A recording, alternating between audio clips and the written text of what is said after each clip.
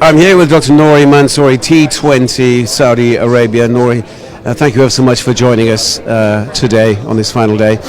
I first wanted to ask a question about the transition, particularly in Saudi Arabia, the challenges that are faced with that transition.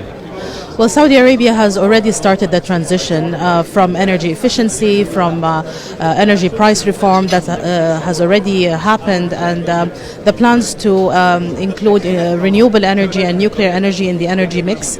So it's very much already happening. The G20, which is being hosted in Saudi Arabia this year, Saudi Arabia, as part of that, is promoting the concept of circular carbon economy based on the 4 Rs: reduce, reuse, recycle, and remove carbon. And the idea here is to not look at carbon as only a negative externality, but also as a valuable input for many carbon-based industries. So creating value from carbon rather than looking at it as solely a cost. And what about clean energy companies such as Mazda? Do they feature in conversations within Saudi Arabia and the transition? Yeah, companies like Masdar and Aqua Power in the region have really transformed the renewable energies, and they've reduced the cost of renewables all over the world. So they're really being driven towards deployment of renewables in the region. And I think this is key for energy transition.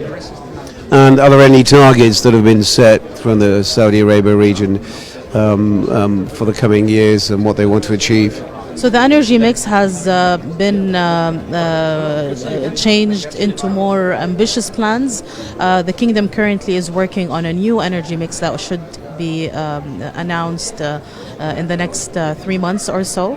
But the climate targets have to be achieved, and the kingdom, as an oil producing country and as also a leader in the energy arena globally, have so much to offer. And the options for reducing carbon emissions have to be inclusive and include also the decarbonization of hydrocarbons.